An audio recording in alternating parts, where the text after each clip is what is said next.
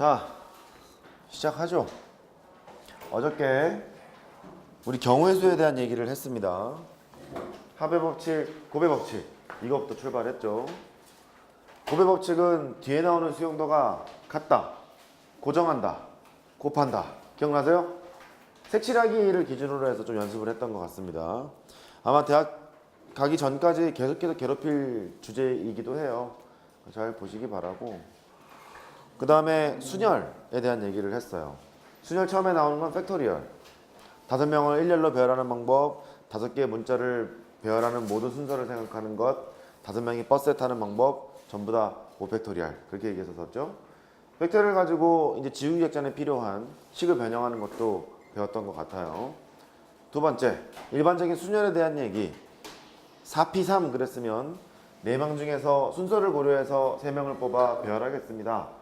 4 곱하기 3 곱하기 2로 계산을 하자, 이런 얘기 했던 것 같고, 거기에서 같은 것이 포함되어 있는 순열, 그 다음에 중복 순열, 그 다음에 원순열, 이런 얘기를 했었어요.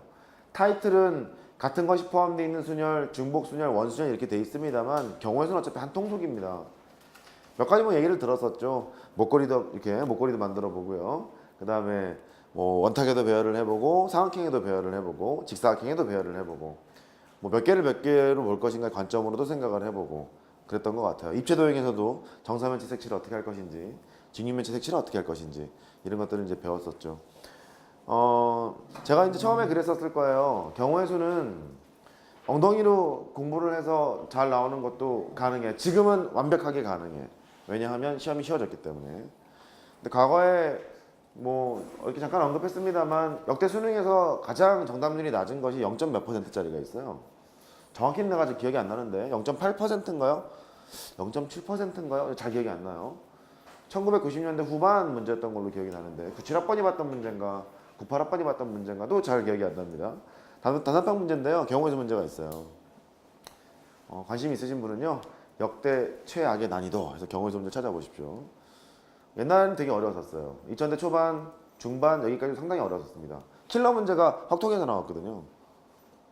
그 킬러 문제가 경우의 수 혹은 또는 수학적인 확률에서 나왔기 때문에 상당히 어려웠었어요. 지금은 난이도가 하락이 돼서 애지간한 4점짜리 문제도 엉덩이로 풀면 풀 수 있는, 좀 노력을 하면 좀 풀 수 있는 그런 형태로 나와요. 근데 과거에 있는 경우에서 문제는요 잘 안 됐었어요. 지금은 그렇지 않다. 두 번째, 개선된 교육과정 또 수능 개편안 이게 계속 나오고 있는데 모르겠어요. 12일 날 무슨 뭐 며칠이더라? 10일, 13일인가 뭐 모르겠다. 근처에 뭐 이제 며칠 후에 확정이 된다고는 하는데 아직도 갈피를 못 잡고 있죠. 수학이라는 과목을 수능 시험을 보는데 공통 과목을 보고 심화 선택 과목으로 볼지도 잘 뭐 결정이 안 된 것 같고 현 중3 얘기입니다. 너희들은 결정이 났나요? 확통이라는 과목이 내신에서는 아마 보게 될 확률이 높고 수능에서도 일부 계열에서는 좀 보게 될 확률이 높고 뭐 모르겠습니다. 좀 두고 봐야 되겠습니다만 근데 분명한 것은 옛날에도요 1학년 때 순열과 조합을 배웠었던 시절이 있었어요. 강의 경력이 길다 보니까 별꼴을 다 봤는데 1학년 때도 순열과 조합을 봤던 그 시절에도 말이다. 지금 교과 편제가 이래. 1학년 때 뒤에 나오는 순열과 조합 아주 기본적인 연산만 해요. 즉 경우의 수, 합의 법칙, 곱의 법칙을 따진다거나 그 다음에 순열과 조합에서 특별한 스케일이 필요 없는 것들을 출제를 하도록 되어 있거든요. 근데 가만히 살펴보면 말이다. 모든 순열과 조합 문제는 그냥 합의 법칙과 곱의 법칙이야. 전부 다. 그걸로 계산하면 되는 건데 특별히 몇 가지 케이스를 나눴을 뿐이거든요. 그러다 보니 교육 특구 지역이나 이런 게 조금 내신이 어려운 지역에서는 우리들 포함해서요. 어려운 지역에서는 후반전에 배워야 될 것도 당연히 나올 수가 있어요. 그러니까 그런 전차로 막 하고 있는 거예요. 개념을 좀 잡고 시작을 해보자. 이해됐어요? 따라해봐. 네. 아이고 좀비 새끼들. 아침마다 보면은 그렇게 말이 없습니다. 응? 자, 순열에 대한 얘기는 했던 것 같고 조합하러 갑시다. 노트 꺼내세요.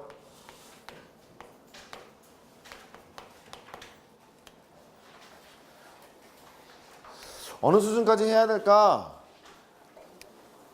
어느 수준까지 해야 될까? 이제 되게 고민인데 최대한 알아먹을 수 있을 정도로 해볼게요. 순열과 조합의 차이점은 순열은 순서를 고려해서 뽑은 다음에 배열을 하는 거예요. 조합은 뭐냐면 그냥 뽑기만 하는 겁니다. 따라해봐. 뽑기만 한다. 에헤이 목소리 봐라. 뽑기만 한다. 뽑기만 하는 거예요. 그래서 약간 고민을 해야 되는 그런 상황입니다. 자, 정의라 할까요? 뭐 정의라고 하기도 좀 쑥스러운데 예를 들고 정리를 하죠. 5명의 학생이 있답니다. 1번. 총무만 2명을 뽑겠다는 거예요. 그러면 순혈때 했던 것처럼 칸을 이제 2칸을 만들어 놓고 한 명씩 뽑겠죠. 맨 앞에 들어올 새끼는 5명, 그 다음에 들어올 새끼는 4명. 여러 가지 사안 때문에 고배 법칙 여기까지 됐을 거예요. 근데 지금 뭐라 그랬냐면 총무만 2명을 뽑겠다고 했거든. 순혈 입장에서는요, 이 앞에 A라는 애가 있고 B가 있고, 이 곱하기를 했다는 얘기는 순서를 고려했다는 얘기거든. 뒤에 나온 수용도가 같다 그런 얘기를 했었잖아요. 그러면 A, B 2명이 있었으면요, A, B 있는 거랑 B에 있는 것이 순혈 입장에서는 이게 다른 거야. 예를 들어서 여기가 반장 자리고요, 부반장 자리로 뻥을 쳐봐요. 그럼 얘가 반장, 얘가 부반장 이런 거랑 얘가 반장, 얘가 부반장 이런 것이 다른 거잖아요. 근데 지금 묻는 것은 그게 아니야. 반장, 부반장이 아니고요, 둘 다 총무라는 거예요. 그럼 A가 총무고 B가 총무인 것이랑 B가 총무고 A가 총무인 것은 어때요? 같죠? 같을 거니까 이게 개수가 좀 줄어들겠구나 이런 느낌이 들어요. 곰곰이 생각을 해보면요, 2개 자리 바꿈하는 것을 1로 보고 싶지 않겠니? 그런 거잖아. A, B 2개가 딱 있는데 A, B 2개만 딱 생각해봐도 이 2개 자리 바꿈하는 거 1로 보고 싶은 거잖아. 몇 개로 보고 싶은 거야? 2개를 1개로. 괜찮아요? 2개를 1개로 보고 싶은 거라서 이렇게 하면 되겠구나. 그럼 너는 5 곱하기 4를 계산을 했죠. 2개를 1개로 보고 싶은 거니까 2팩으로 나누면 되겠구나. 그렇게 생각을 하시면 되겠어요. 된 거야? 좀 더 봅시다. 2번. 근데 또 건성건성 듣잖아. 알아 이러다가 또 당해. 이제 또 당해. 잘 봐. 처음에 할 때. 이번에는 5명의 학생이 있대요. 좀 그런가? 5명 하자. 총무 3명을 뽑겠답니다. 뭐 그럴 수 있죠. 뭐 3명 뽑을 수도 있겠지. 그러면 칸을 3개를 만들어놔요. 총무를 3명을 뽑겠대. 너도 총무, 나도 총무, 우리는 총무 이런 거거든요. 그러면 일단 순서를 고려해서 배열을 할 생각이야. 5 곱하기 4 곱하기 3으로 했겠죠. 근데 가만히 보면 말이다, 얘가 A, B, C라는 얘가 있다고 생각을 해봐요. 고배 법칙을 이미 썼다는 얘기는 A, B, C, A, C, B, B, A, C, B, C, A, C, A, B, C, B, A가 전부 다 다르게 보겠다는 소리야. 이거 이해할 수 있어요? 그런데 세 자리 다 총무라는 소리는 A, B, C, 샹 그만할게. 3개를 배열하는 그 개수가 전부 다 같다는 소리지. 그래. 쓸까요? 한 번은 쓰지 뭐. 한 번은 쓰면 되지 뭐. 우성이 동건이 해교 생각하면 됩니다. B, C, A. 아니었나? 빈이었나? 하여튼 뭐 기억이 잘 안 나는데 이렇게 여기에 있는 3개 자리 바꿈하는 3개를 배열하는 이 6개를 몇 개로 보겠다는 거야? 한 가지로 보겠다는 거야. 그러니까 몇 개로 볼 것인가 관점으로 생각을 해야 되는구나. 5 곱하기 4 곱하기 3이 있어요. 3개 자리 바꿈하는 걸 한 가지로 보기 위해서 3팩으로 나눠야지 라고 생각을 하게 돼요. 약간 이해할 수 있겠죠? 뽑기만 하는 거니까요. 그래서 이때 이 용어를 이렇게 씁니다.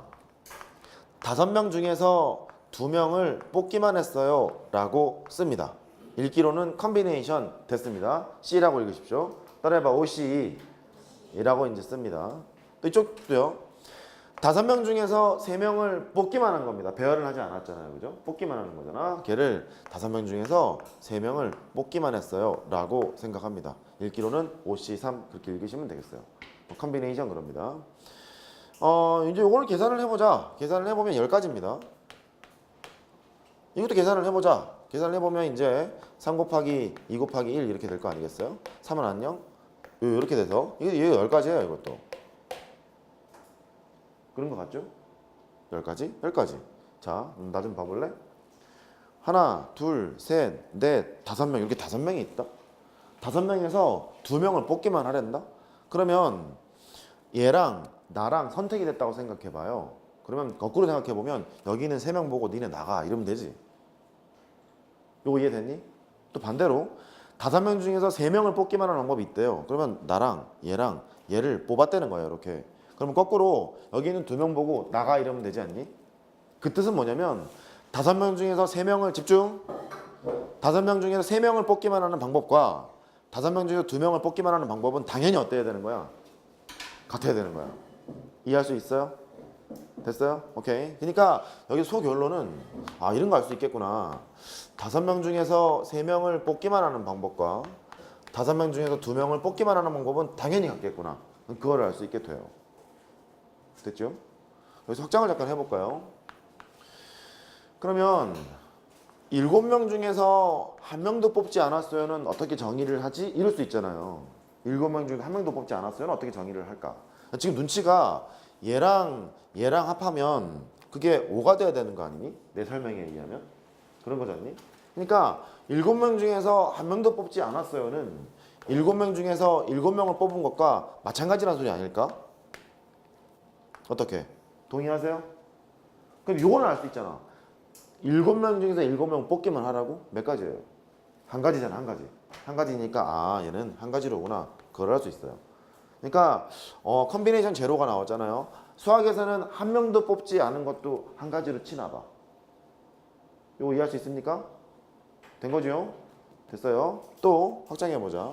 확장까지는 아니고요. 3명 중에서 1명을 뽑았다는 거예요. 3명 중에 1명을 뽑아? 몇 가지야? 당황하지 말고 3가지잖아, 그지? 그 다음에 4명 중에서 1명을 뽑았어요. 몇 가지겠어요? 4가지거든? 그러니까 여기에 있는 컨비네이션 1이라는 것은 있으나 마나한 놈이야. 이거 고스트야, 고스트. 있으나 마나한 놈이거든? 컨비네이션 1이 보이잖아. 그냥 쓰시면 되겠어. 앞에 있는 숫자를. 어이씨, 3, 4. 됐죠? 그러니까 뭐 이런 거. x제곱의 컨비네이션 1 빼기 2x의 컨비네이션 1 뭐 이런 게 나오잖아요. 그러면 조용히 쓰면 돼. 이 x제곱이구나, 2x구나. 이렇게. 컨비네이션 1은 고스트와 다름이 없습니다. 여기까지 인정할 수 있겠어요?